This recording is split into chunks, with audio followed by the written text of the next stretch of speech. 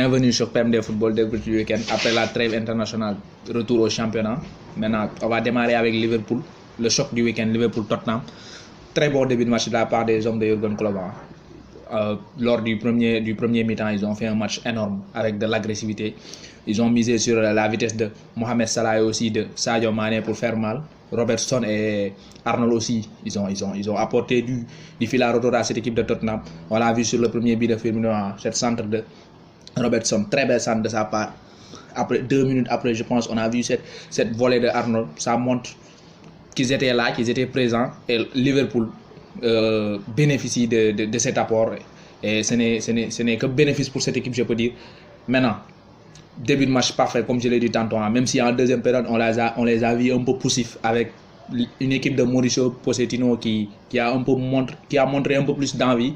Avec cette défense à 3, on a vu que Mauricio Pochettino, il a sorti Davinson Sanchez pour faire rentrer Son, le Coréen. L'entrée de Son a été décisive. Pourquoi? Parce que je pense 5 minutes après son entrée, Tottenham a égalisé. Il faut aussi souligner le match d'Harry Kane. Certes, il n'a pas reçu beaucoup de ballons, mais le mec, en une touche de balle, il est énorme.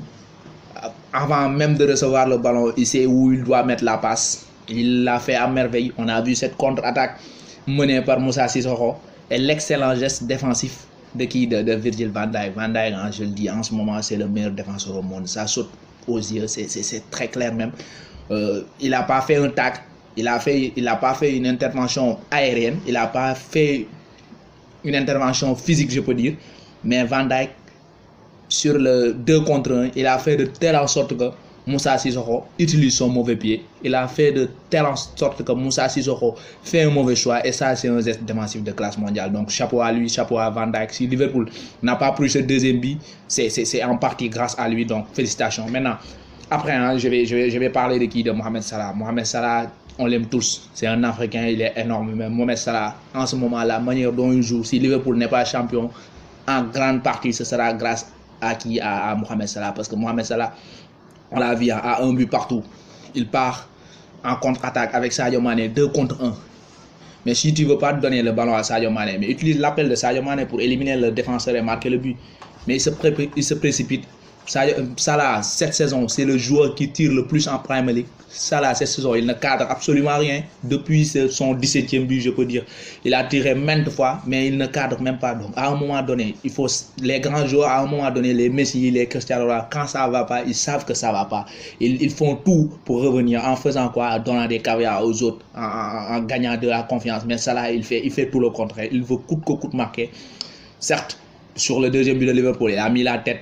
Et je ne sais pas comment Lloris a fait pour ne pas arrêter ce ballon, sérieusement.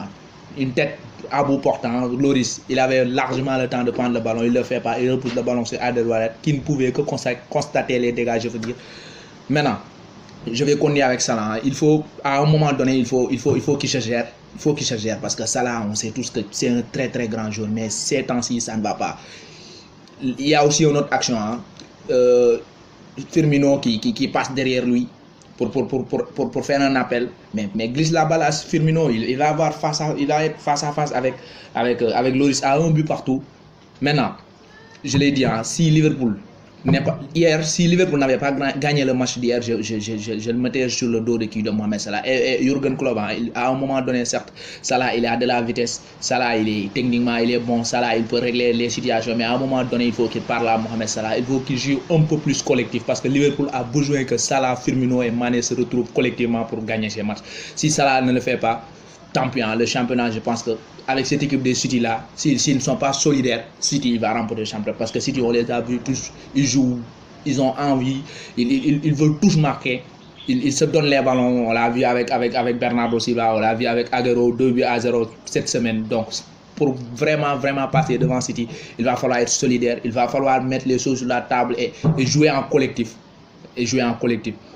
Maintenant, Man U qui bat Watford 2-0 un match. Ils n'ont pas maîtrisé le match, je peux dire. Ils ont souffert, mais ils ont fait l'essentiel. Ils ont gagné. Et l'événement, c'est quoi? C'est que Solskjaer, à cette journée de la fin, est 4e, avec un match de plus qu'Arsenal. Donc ça, c'est quelque chose. il a mérité sa prolongation et il l'a prouvé encore une fois hier soir. Chelsea qui bénéficie d'une baraka, on le dit honnêtement, sur leur but égalisateur. Il y avait hors-jeu d'Azpilicueta. Ensuite, sur un centre de Willian venu de nulle part, il marque le deuxième but et gagne. Il colle, il revient à un point de Tottenham. Donc, ça veut dire que le championnat va être serré pour la 4e place qualificative, la 3e et la 4e place qualificative à la Champions League. Ça va être dur, ça va être difficile. Arsenal qui va jouer ce soir avec Newcastle, ils auront l'occasion de revenir à la 3e place. Ça montre que dans ce championnat, comme je l'ai dit sur les derniers débriefs, on a 2 championnats. On a Liverpool et City pour le titre de champion et les 4 autres grandes équipes pour les 2 places qualificatives à la Champions League. Allemagne, c'était Bayern qui n'a pas gagné. Bayern qui a fait 1-1, ils n'ont pas profité, je peux dire, ils sont éliminés en LDC, ils devraient profiter de cette élimination pour en finir avec ce championnat, ils ne l'ont pas fait, ils laissent Dortmund revenir en tête, Dortmund qui gagne, c'est le deuxième match où il gagne en fin de match. Hein. Ça se voit qu'il vit la fin de ce championnat. Il sera très difficile pour le FC Bayern Munich de remporter ce championnat devant Dortmund. On le voit tous, ils jouent avec envie. Ils veulent coûte que coûte remporter les matchs. Hier soir, il marque à la 90e minute par Paco Alcacer. Ensuite, à la 94e minute pour le deuxième but à 0. Ça en dit loin.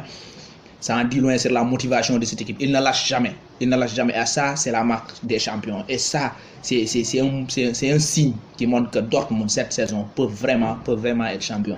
En Espagne, waouh, c'est qui? C'est Léo Messi. Hein. Comme chaque week-end, le mec, c'est une autre planète cette saison. Cette saison, on le dit, hein, il est largement au-dessus des autres. Je le dis, hein. En championnat, il est à presque trentaine de buts. Il y a 12 passes décisives. Le mec, il marche sur l'eau, le mec, il est dans une autre planète. On le voit, début de match, il est sur le banc. Pourquoi? Parce qu'il revient dans l'Argentine avec une blessure. Il est là, on le met sur le banc pour qu'il se repose. On voit qu'à 0-0, les choses ne s'améliorent pas. On fait qui? On fait rentrer Léo Messi. Et il nous met 2 buts. Chapeau à Messi. Le Real, je n'avais pas parlé de l'arrivée de Zidane depuis. Maintenant, je vais en parler. Zidane. Le mec, il a de la baraka, ça il faut qu'on le dise. Hein. Il a de la baraka. Depuis son retour, Marcelo, c'est 2 matchs, 2 passes décisives. Isco, c'est 2 matchs, 2 buts. Marcelo et Isco, il ne jouait plus. Gareth Bale, il a marqué lors du premier match. Tu vois, les 3 joueurs essentiels ces dernières années de Zidane, on se disait qu'ils allaient quitter le Real Madrid parce qu'ils ne se sentaient pas bien avec Solari. Retour de Zidane, on voit Isco qui fait un bête de match. Isco qui est resté des mois sans être titulaire. Zidane est là, il est présent. Marcelo, même chose. Benzema qui marque le but sauveur. Ça veut dire que Zidane, il a un effet sur ces joueurs. Et ça, c'est la marque des grands coachs. On peut dire tactiquement, on peut dire que les Guardiola, ils ont un niveau supérieur parce qu'ils ont plus d'expérience en matière de coaching. Mais quand il s'agit de gérer ces hommes, Zidane, je peux dire qu'il est le meilleur au monde. Et ça, je l'illustre par l'exemple de Kylian Mbappé. Quand il a rencontré Zidane ces derniers mois, on a dit qu'est-ce que tu as ressenti? Il a répondu devant lui, j'étais tout petit, comme si j'étais devant un monstre. Ça se voit, ils ont un énorme respect envers Zinedine Zidane. Et ça, c'est très important pour gérer une équipe. Quand tes joueurs ont du respect pour toi, ça devient plus facile. Ils se donnent pour tout, ils donnent tout pour toi. On l'a vu ces dernières saisons avec les Cristiano Ronaldo. Chris, il ne sortait jamais. Chris, les coachs, ils avaient peur de le faire sortir. Zidane, dans un match, Chris, il ne va pas bien, il le met sur le banc, il le sort, Chris boot, mais après, on sait que c'est Zidane, tout va se régler. Et ça, c'est la marque des grands. L'Atlético Madrid avec le but de Morata, l'énorme frappe de Partey, 4-0 qui reste sur la 2e place, qui devance le Real Madrid et je peux pas dire coller au Barça parce que le Barça a plus de 10 points d'avance sur eux. Pour ce championnat, je pense que c'est fait. En Italie, c'était Juve qui jouait 1-0, but de Moïse Kean. Le mec, il profite de l'absence de Cristiano Ronaldo pour engager un peu plus d'expérience, je peux dire, de temps de jeu. On l'a vu avec l'Italie, en 2 matchs, il a marqué 2 buts. Il commence à s'émerger dans le monde du football. On le voit un peu plus. Et il a du talent. Quand on le voit jouer, il a la vitesse, il a la technique et il aime marquer des buts. Et ça, c'est la marque des grands attaquants. Donc, faut vraiment suivre ce mec. Juve qui assure.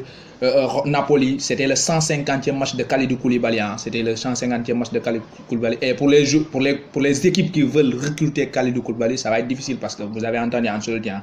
Si Kalidou Koulibaly part, je peux dire, je vais m'attacher une corde, je ne sais plus ce qu'il a dit, il va se suicider. Mais bon, c'est juste montrer l'importance qu'a Koulibaly dans cette équipe et ça va être vraiment difficile. Il faut sortir le chéquier pour avoir ce mec parce qu'il est énorme. 4-0 pour cette équipe avec ce but magistral de d'Arkadiusz Milik, le Polonais. Chapeau à eux. Le Milan qui perd, l'Inter qui perd, donc statu quo au niveau de la 3e et de la 4e place. En France, en Paris qui gère, Paris qui, s'il remporte leur prochain match et que Lille ne gagne pas, Paris sera champion à 7 journées de la fin. C'est facile, comme d'hab. On les attend pas en Ligue 1, c'est en Champions League qu'on les attend. Et il va falloir faire le ménage pour réaliser leur rêve, leur objectif de remporter la Champions League. Parce que ça va être difficile avec le retour de ce Real Madrid-là, avec les Barça, les Man U qui seront proprement de retour, avec cette équipe Citizen Bayern qui fait qui change son équipe avec l'arrivée des deux latéraux français, Benjamin Pavard et Hernandez. Ça va être difficile pour le Paris Saint-Germain, mais en foot, tout est possible, il faut juste y croire.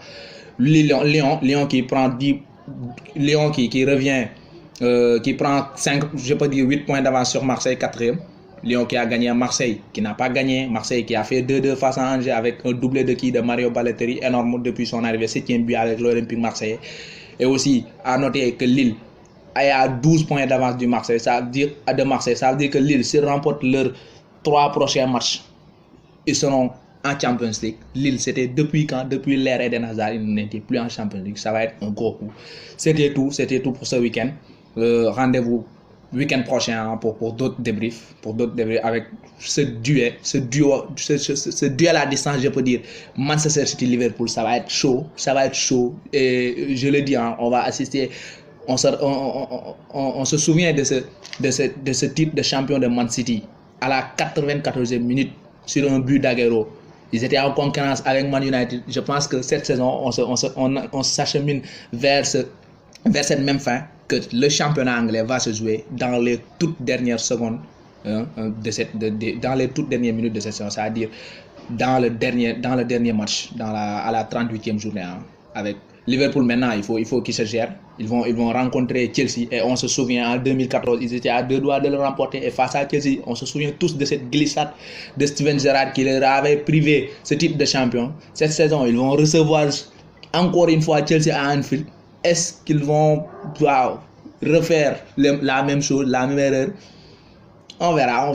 Il faut qu'ils se gèrent. Il faut absolument se gérer pour ce match contre Chelsea parce que, comme je l'ai dit, hein, la glissade de Gerrard, encore une fois, face à Chelsea, le championnat peut se jouer. C'était tout. Abonnez-vous, aimez la page et max de like. Prochaine fois.